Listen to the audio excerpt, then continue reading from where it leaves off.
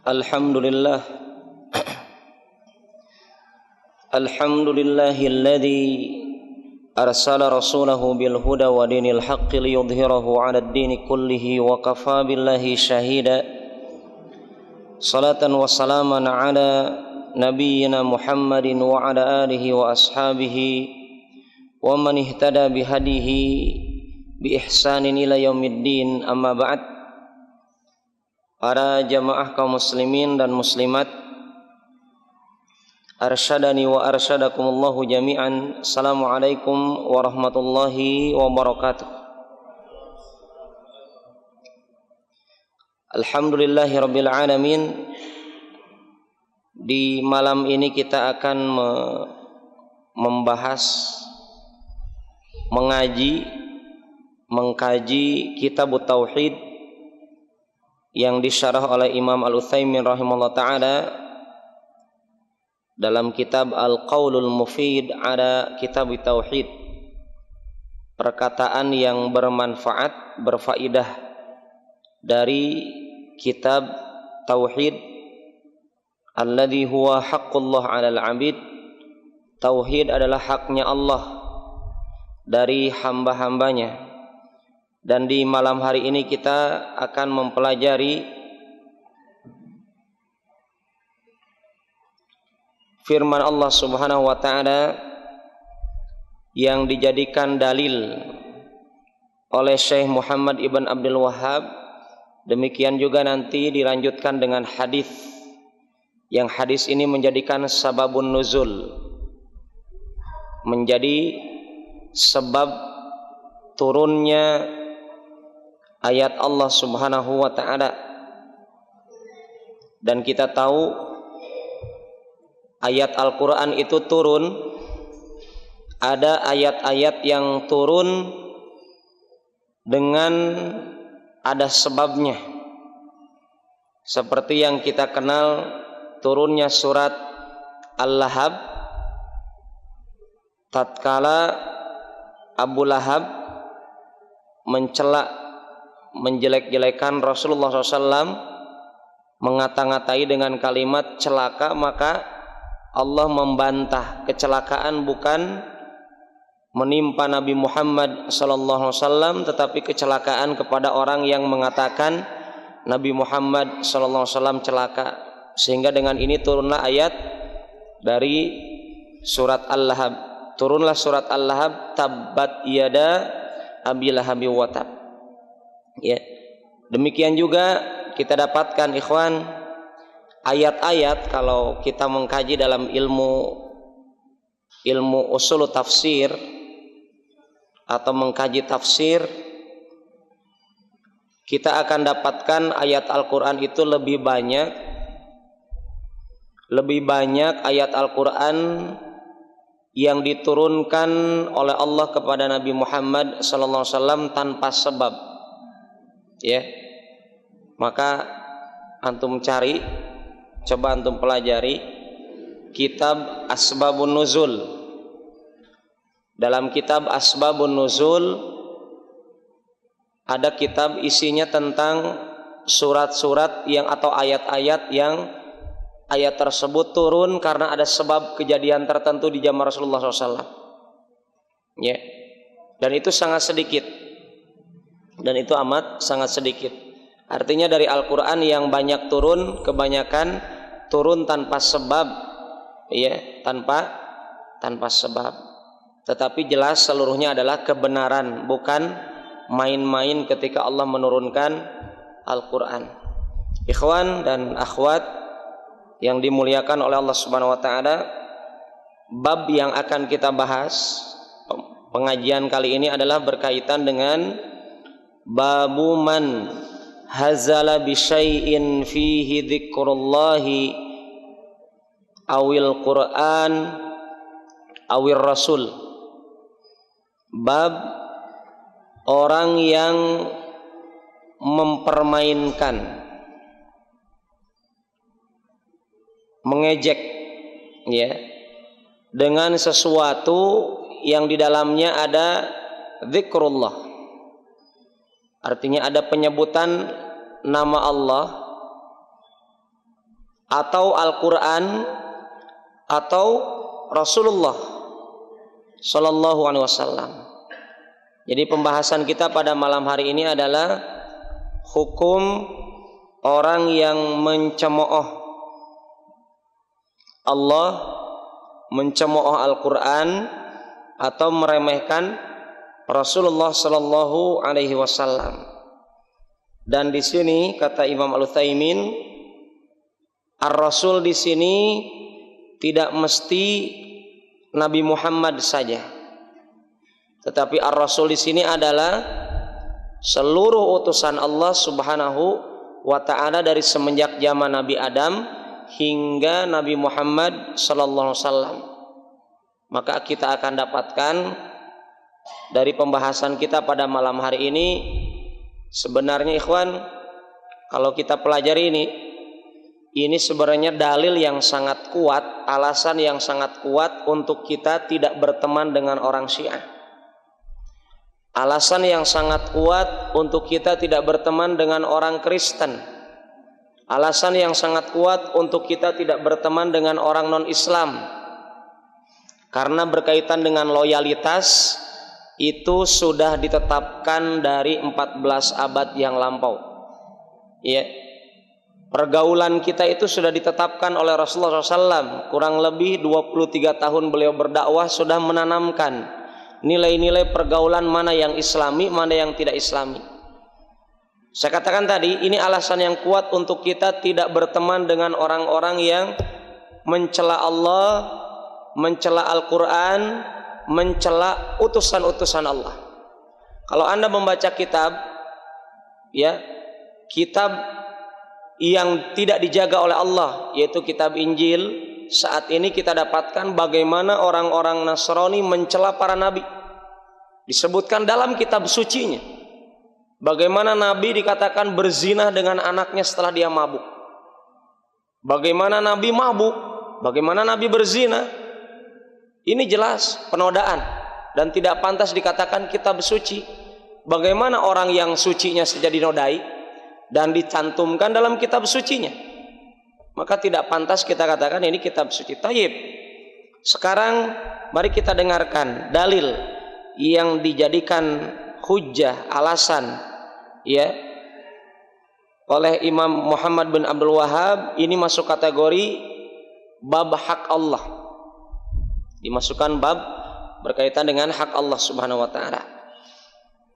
Kisahnya saya akan mengawali dengan kisah dulu.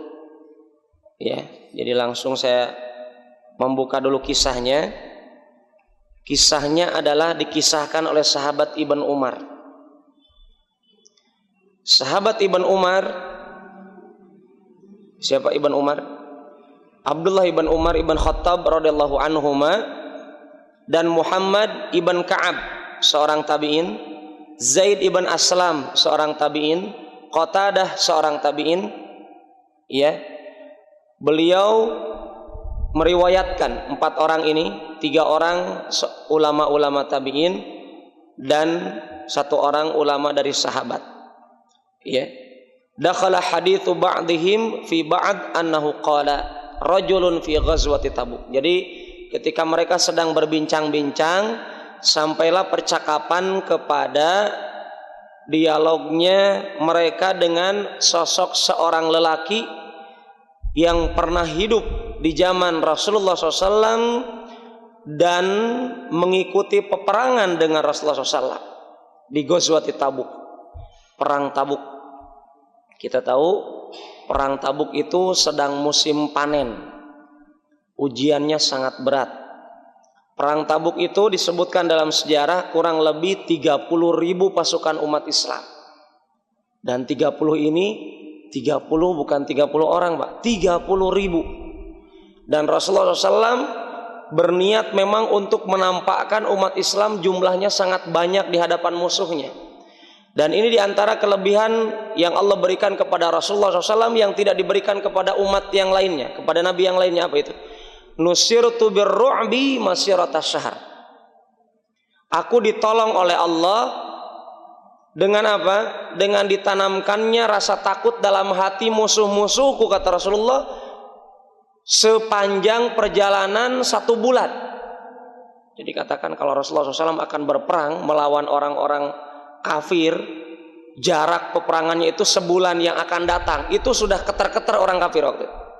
Mendengar Nabi Muhammad akan memerangi mereka, dan mendengarnya itu kapan? Sebulan sebelum berperang. Itu adalah keistimewaan yang Allah berikan kepada umat Islam yang tidak diberikan kepada umat sebelumnya. Maka Rasulullah SAW berniat untuk mengeluarkan pasukannya, jumlahnya 30.000 pasukan kaum muslimin. Kalau perang Badar berapa Pak? 313-an orang. Jauh sekali. 300-an. Ini 30. Bukan 3.000, 30.000. Iya. Tetapi subhanallah, dari 30.000 orang ini keluar dari pasukan Rasulullah setengahnya. Bahkan para ulama mengatakan lebih. Yang di dedengkotnya siapa? Pemimpinnya Abdullah ibn Ubay bin Salul, Rasul munafiqin, pemimpin orang munafik di kota Madinah, menghalau setengah dari pasukan Rasulullah SAW untuk keluar dari Rasulullah, tidak mengikuti peperangan. Nah ini, di antara orang-orang munafik ini ada seorang lelaki yang diriwayatkan oleh 4 ulama tadi, 3 tabi'in dan 1 sahabat Ibn Umar radhiyallahu anhuma. Sampailah kisah kepada 1 orang itu.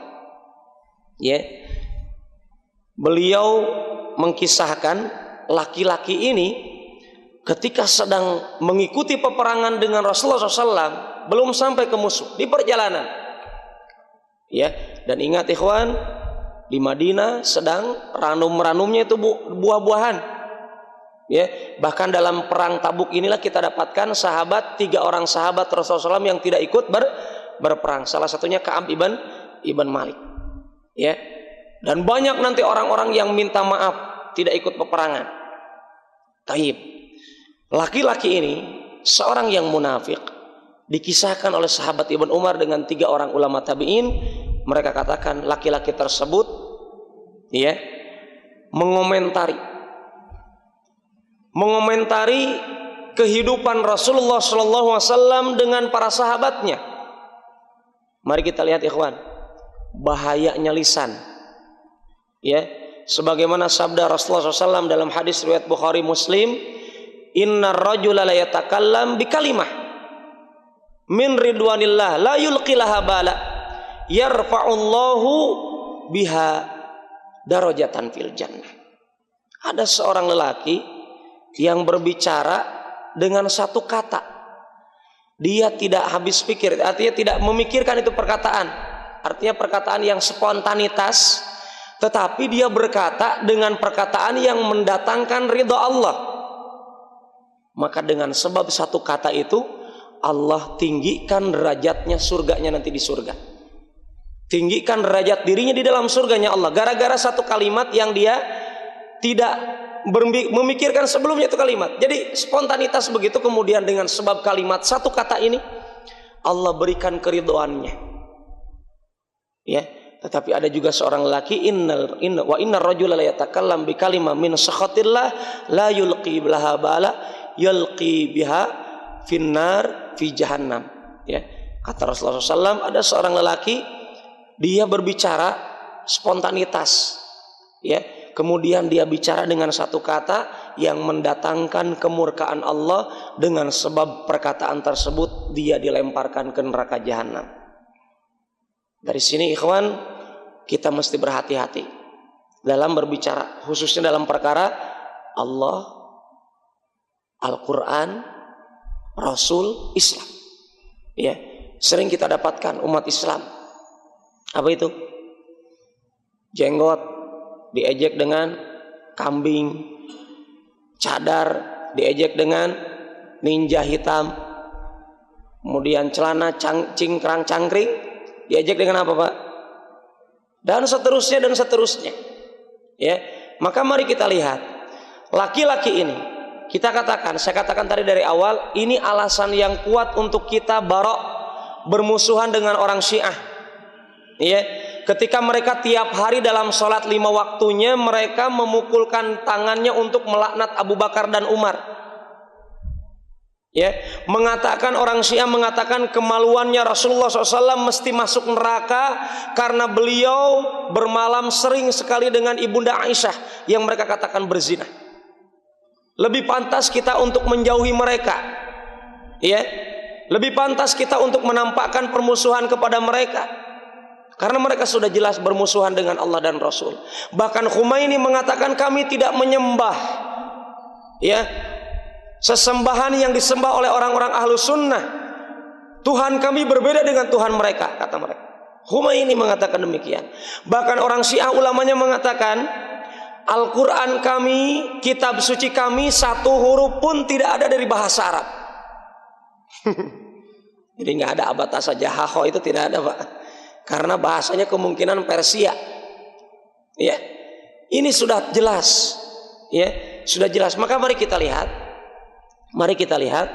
lelaki ini di perang Tabuk, dia dalam rangka menghibur dirinya dengan rombongan orang-orang munafik, dia katakan begini. Saya minum dulu, Pak. Bismillah.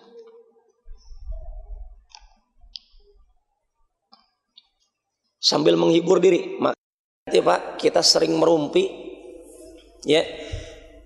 Merumpinya ternyata naudzubillah min dzalik. Laki-laki ini mengatakan begini, ma ra'aina mithla qurra'ina haula. Kita ini tidak mendapatkan, tidak menyaksikan seperti ahli qori, ahli bacaan Al-Qur'an seperti mereka. Siapa mereka di sini? Nabi Muhammad dengan para sahabat. Mereka sedang menghibur diri dengan mengejek Rasulullah, dengan mengejek para sahabat Rasulullah SAW. Kami tidak dapatkan orang-orang ahli baca Al-Quran seperti mereka. Bukan untuk memuji. Mari kita lihat apa bentuk hinaan mereka kepada Rasulullah dan para sahabat. Ar-ghabu butuna. Itu lihat tuh, Muhammad kata mereka. Perhatikan itu Muhammad sama sahabatnya. Ini kata orang munafik. Ar-ghabu butuna, perutnya pada buncit, banyak makan. Ini saya mengatakan, yang mengatakan orang di zaman Rasulullah mengatakan dirinya muslim, sholat belakang Rasulullah, ya, berjamaah dengan Rasulullah SAW, dengan para sahabat. Mereka mengatakan itu Muhammad dengan sahabatnya perutnya pada buncit, banyak makan, kata mereka. Wala akdabu al sunan, mulutnya itu paling pendusta. Siapa yang mengatakan? Bukan orang kafir, orang-orang munafik. Wala ajbana inda liqa, dan tidak ada orang yang paling pengecut ketika bertemu musuh dibandingkan Muhammad dengan sahabat-sahabatnya. Saya mau mengatakan orang-orang munafik di lingkungan yang di dalamnya ada Rasulullah, dalam perjalanan peperangan mencari mati syahid, ya, mungkin dia mati syahid jalan. Maka kita katakan, mari kita lihat, lanjutkan ceritanya. Kemudian faqala lahu Auf ibn Malik. Auf ibn Malik salah seorang sahabat Rasulullah SAW tatkala itu duduk mendengarkan obrolan tersebut. Sahabat Rasulullah SAW. Beliau mendengarkan ejekan tersebut keluar dari mulutnya orang munafik. Beliau katakan, kadzabta walakinnaka munafiq. Engkau berdusta, justru engkau yang munafik. Ya, engkau seorang munafik. La ukhbiranna Rasulullah SAW. Sungguh aku benar-benar akan mengabarkan hal ini kepada Rasulullah SAW. Dan ini bentuk bukti para sahabat membuktikan pembelaannya kepada cintanya mereka kepada Rasulullah.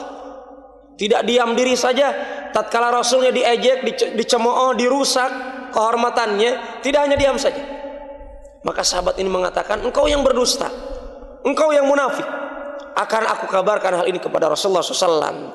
Maka Auf ibn Malik radhiyallahu anhu arda, beliau langsung berangkat kepada Rasulullah SAW untuk mengabarkan hal itu. Ternyata kata Ibn Umar dengan 3 orang tabi'in ini, mereka katakan fawajadal Qur'an qad sabaqah.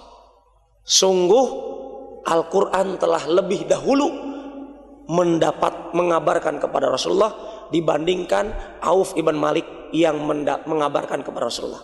Allah lebih dulu mengingatkan tentang hal ini, berita tentang kejadian tersebut. Allah turunkan wahyunya kepada Rasulullah mendahului ucapannya Auf ibn Malik di hadapan Rasulullah tentang hal ini. Alaihi salatu wassalam. Ya. Maka ikhwan, mari kita lihat bagaimana kedudukan lelaki tadi. Setelah turun ayat ini, dan ayat tersebut akan senantiasa dilantunkan oleh lisan orang beriman sampai hari kiamat. Kisah lelaki tersebut akan dikisahkan terus oleh orang-orang beriman. Maka mari kita lihat. Dan ayat tersebut tidak dimansukh. Ayat tersebut tidak akan dihapus oleh Allah. Karena kita dapatkan ayat tersebut senantiasa dilantunkan oleh orang-orang beriman. Maka kita dapatkan laki-laki ini, ya, setelah ayat tersebut turun kepada Rasulullah SAW, laki-laki tersebut mendatangi Rasulullah. Wa qadir tahala wa raqibana qatahu. Kata Ibn Umar, sungguh untanya Rasulullah itu sudah berjalan dengan cepat. Irtahal itu adalah berjalan dengan cepat. Berjalan dengan cepat, laki-laki itu sambil menarik-narik, apa namanya Pak? Pelananya, untanya Rasulullah SAW itu adalah ditarik-tarik untuk diberhentikan kendaraannya itu oleh Rasulullah SAW. Dan lelaki tersebut mengatakan, yang sudah mengejek Rasulullah ini mengatakan, ya Rasulullah, ya Rasulullah, wahai Rasulullah, innama kunna nakhudu wa natahaddath hadithar rakbi naqta'u bihi 'anna tariq. Dia berargumen, dia beralasan, ya Rasulullah, kami ini cuma main-main, kami ini cuma berguyon, cuma bercanda. Ya, engkau perutnya buncit, engkau banyak berbohong, engkau pengecut, itu cuma bercanda, cuma canda saja ya Rasulullah. Kami ngobrol seperti itu untuk mengisi obrolan di perjalanan, agar menghibur perjalanan kami. Ini agar letih kami lenyap. Dengan apa? Dengan mengejek Rasulullah. Ya. Maka apa yang kita dapatkan? Ibn Umar mengatakan, ka'anni anzuru ilaihi muta'alliqan binis'ati naqati Rasulullah SAW. Seakan-akan aku sekarang, Ibn Umar ini mengisahkan di hadapan tabi'in, seakan-akan aku sekarang masih menyaksikan bagaimana orang itu tergopoh-gopoh. Itu tergopoh-gopoh, terseret-seret dengan pelananya, untanya Rasulullah dipegang oleh lelaki tersebut. Sandalnya itu tabrak tubruk dengan bebatuan yang ada di tanah itu tidak dia rasa. Yang penting dia katakan, ya Rasulullah, kami cuma bercanda, kami cuma main-main, kami cuma menghibur diri dengan mengejek engkau. Kurang lebih begitu. Maka apa yang kita dapatkan, kata Ibn Umar, wa innal hijaratan kuburi jelaihi, batu-batuan itu berbenturan dengan kakinya tidak dirasa. Dia pokoknya minta terus kepada Rasulullah, tidak minta izin, udur, minta alasan agar dimaafkan oleh Rasulullah. Kemudian Rasulullah hanya mengatakan, orang tersebut terus mengucapkan kalimat tadi, kami cuma bercanda, kami cuma bercanda. Apa dikata Rasulullah? Beliau hanya mengulang-ulang ayat, wala in sa'altahum la yaqulunna innama kunna nakhudu wa nal'ab. Ya, wala in sa'altahum, kalau engkau wahai Muhammad menanyakan kepada mereka, mereka akan menjawab, kami cuma bercanda, kami cuma main-main. Dan Rasulullah SAW, kata Ibn Umar, tidak pernah menoleh kepada laki-laki tersebut dan tidak pernah berkata yang lain kecuali firman Allah tadi, wala in sa'altahum la yaquluna innama kunna nakhudu wa nal'ab. Maka laki-laki tersebut, apa ikhwan? Laki-laki tersebut diejek oleh Allah Subhanahu wa taala dengan ejekannya, perlakuannya dari Rasulullah sallallahu alaihi wasallam. Fa ikhwan yang dimuliakan oleh Allah Subhanahu wa taala, bismillah. Bahkan Imam Al-Utsaimin rahimahullah taala, beliau katakan, orang yang mencemooh, mengejek Islam, mengejek ajaran Islam, mengejek Allah, mengejek Rasulullah, mengejek Al-Quran, mengejek syariat Islam, lebih besar dosanya. Kata saya Al-Utsaimin, bukan kata saya. Lebih besar dosanya, bentuk kekafirannya lebih besar daripada orang yang menyembah patung. Bisa dibandingkan, Mbak. Orang yang menyembah patung itu dosanya di bawah orang yang mengejek Allah, mengejek Rasulullah, mengejek Islam, mengejek Al-Quran. Kenapa? Karena Allah sebutkan di kalimat setelahnya, Abillahi Qul Abillahi wa ayatihi wa rasulihi kuntum tastahzi'un. Apakah kalian mengejek Allah, mengejek Rasulullah, mengejek Al-Quran? Yang kalian ejek itukah? Pantaskah Allah kalian ejek? Wahai orang-orang yang mengatakan dirinya muslim, pantaskah Allah diejek? Pantaskah Al-Quran diejek? Pantaskah utusan Allah diejek? Ya, maka di sini ikhwan yang dimuliakan oleh Allah Subhanahu wa taala, mari kita lihat rincian dari Imam Al-Utsaimin rahimahullah taala. Ada orang mengejek salat. Ya. Ada orang mengejek salat. Kamu ini ngapain gerak-gerak begitu-begitu saja? Banyak kita dapatkan orang Islam sendiri mengejek gerakan-gerakan salat. Bahkan maaf, saya pernah dapatkan di televisi anak-anak SMA direkam, disebarkan di YouTube, melaksanakan gerakan-gerakan sholat sambil berjoget, mempermainkan gerakan-gerakan sholat sambil berjoget. Fa ikhwan yang dimuliakan oleh Allah Subhanahu wa taala, Allah sudah jauh-jauh hari mengingatkan kita tentang karakter orang-orang musyrik di kota Makkah di hadapan Ka'bah. Dalam surat Al-Anfal Allah sebutkan, wa ma kana salatuhum indal baiti illa muka'an wa tasbih. Tidaklah salatnya mereka orang-orang musyrik di depan Ka'bah di Makkah Al-Mukarramah kecuali hanya tepuk tangan dengan bersiul.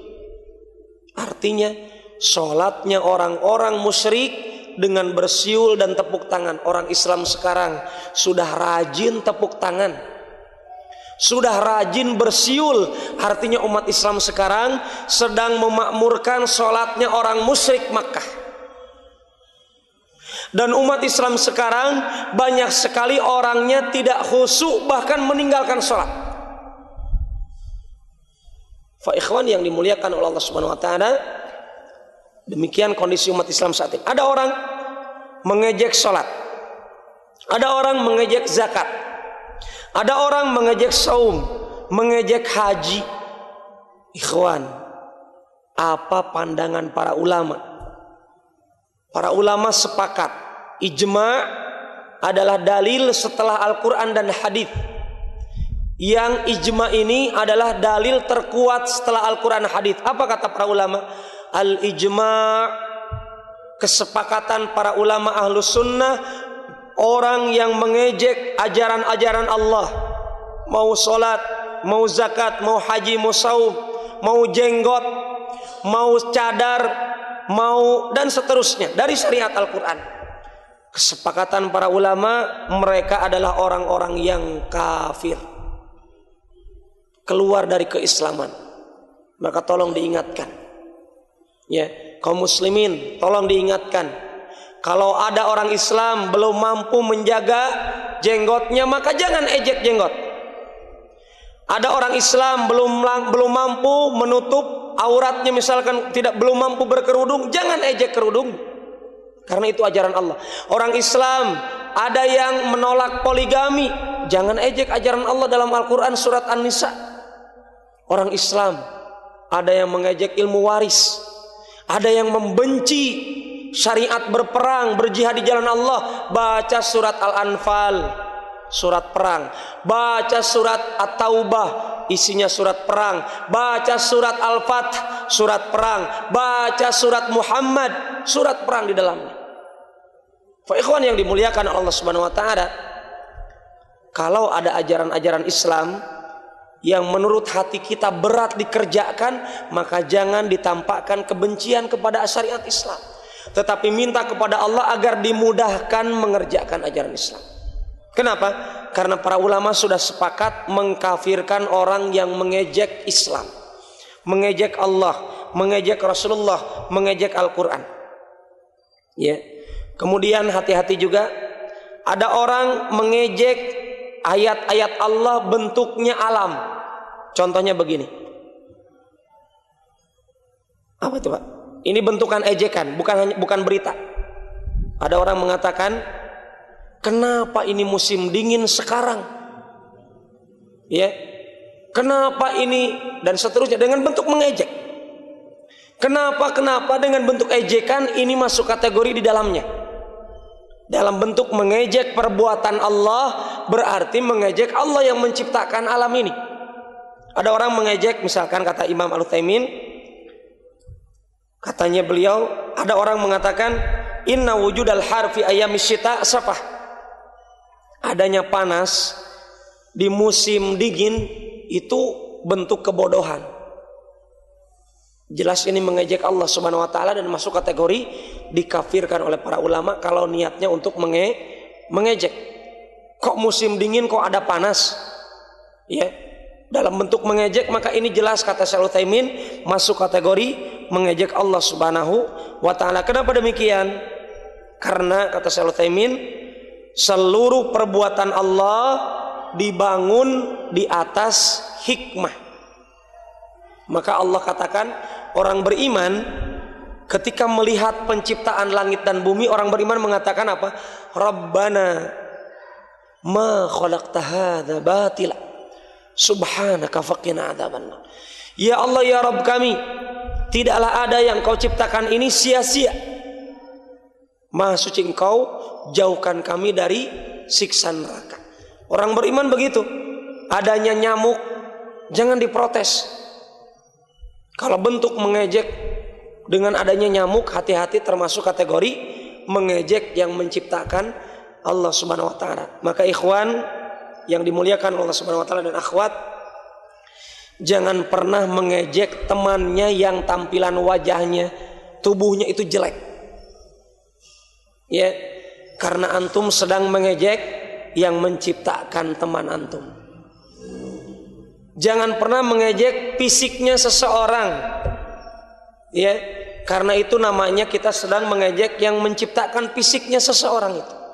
Fa ikhwan yang dimuliakan Allah Subhanahu wa taala, dari sini kita dapatkan para ulama berbeda pendapat apakah orang yang mengejek Allah dan Rasul atau mengejek Al-Quran ini hukumnya bagaimana? Apakah mereka diterima taubatnya atau tidak? Ya, Imam Ahmad dan pengikutnya Imam Ahmad mengatakan apa? Taubat mereka tidak diterima. Kalaupun mereka bertaubat tidak diterima, mereka dibunuh dalam kondisi mereka kafir. Tidak disolatkan, jangan didoakan, dikubur jauh dari kuburan orang Islam. Ya, orang-orang yang mengejek Allah, mengejek Rasul, mengejek Al-Quran, jangan dikubur di kuburan umat Islam. Kata ulama-ulama madhab Imam Ahmad. Ya, kalau mereka bertaubat, ya, mereka ini dikatakan apa? Riddah amriha azim. Ya, mereka orang-orang yang keluar dari keislaman. Walaupun dia bertaubat, ini menurut madhab Imam Ahmad. Kemudian mayoritas jumhur ulama taubat mereka diterima, dan ini adalah pendapat yang terkuat. Kata Syaikhul Utsaimin rahimahullah taala. Jadi kalau ada orang-orang mencela Allah dan Rasul, kemudian dia bertaubat, maka taubatnya diterima dan mereka statusnya masih muslim. Berdasarkan keumuman firman Allah Subhanahu wa taala, qul ya ibadiyalladzina asrafu ala anfusihim la taqnatu min rahmatillah innallaha yaghfirudz dzunuba jami'a. Katakanlah kepada orang-orang yang melampaui batas, la taqnatu min rahmatillah, jangan kalian putus asa dari rahmat Allah. Innallaha yaghfirudz dzunuba jami'a, sesungguhnya Allah mengampuni dosa seluruhnya. Innallaha yaghfirudz dzunuba jami'a. Ya, sesungguhnya Allah mengatakan senantiasa mengampuni dosa seluruhnya. Termasuk di dalamnya adalah dosa mencela Allah Subhanahu wa taala. Dan ini adalah yang dibenarkan oleh jumhur para ulama.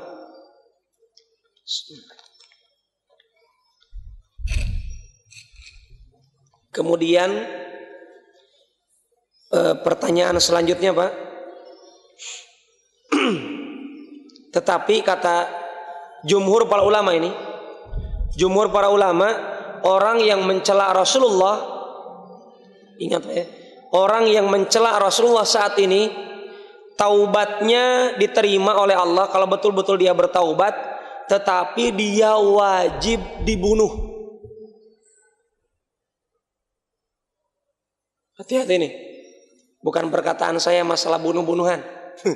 Para ulama sepakat, mayoritas ulama, dan ini pendapat yang terkuat kata Shalih Utsaimin, orang yang mencela Rasulullah bukan mencela Allah.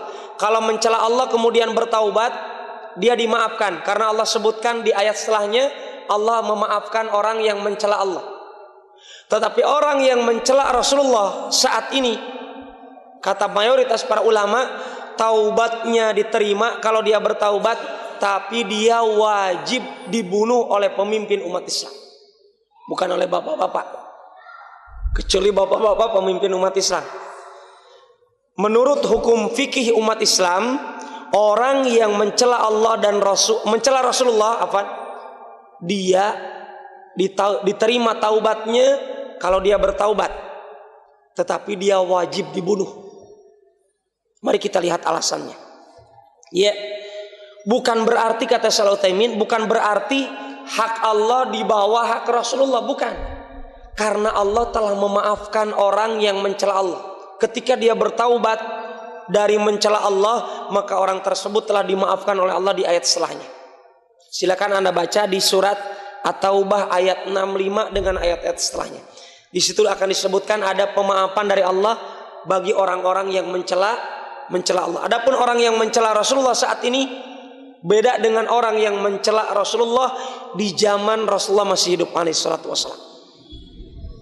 Kenapa? Yang pertama, alasan pertama adalah ini berkaitan dengan amrun syar'iyyun, perkara syariat Islam. Ya, beliau utusan Allah.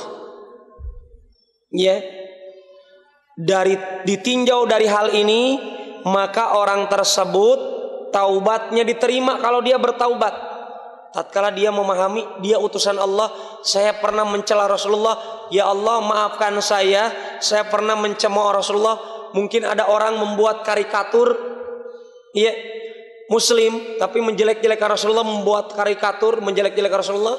Kemudian dia bertaubat, maka taubatnya diterima, ditinjau dari syariat Islam bahwasanya dia memahami dia utusan Allah, Nabi Muhammad utusan Allah. Ini yang pertama, taubatnya diterima. Ditinjau dari yang kedua, amrun syakhsiyun, urusan individu antara dirinya dengan Rasulullah. Maka ditinjau dari hal ini bahwasanya beliau adalah utusan Allah, maka ditinjau dari hal ini wajib dia dibunuh untuk membela haknya Rasulullah setelah Rasulullah meninggal. Ya, untuk membela Rasulullah setelah Rasulullah meninggal. Mari kita lihat, Pak.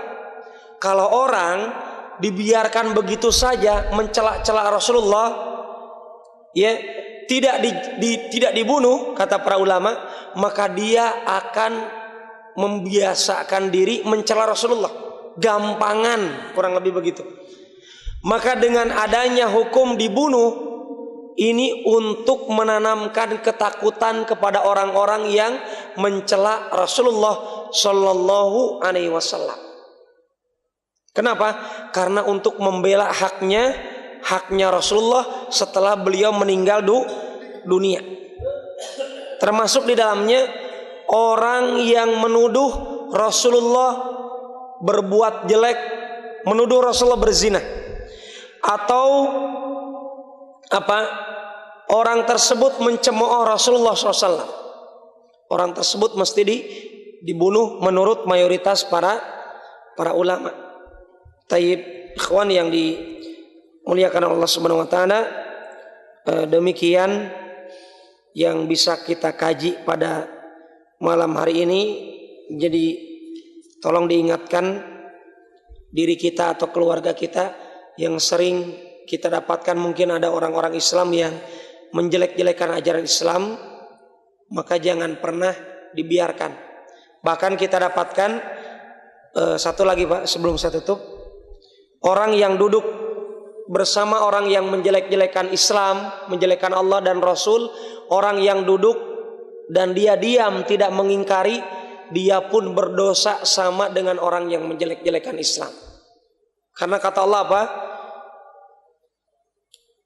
La fala taqudu ma'hum hatta yakhudu fi haditsin ghairih.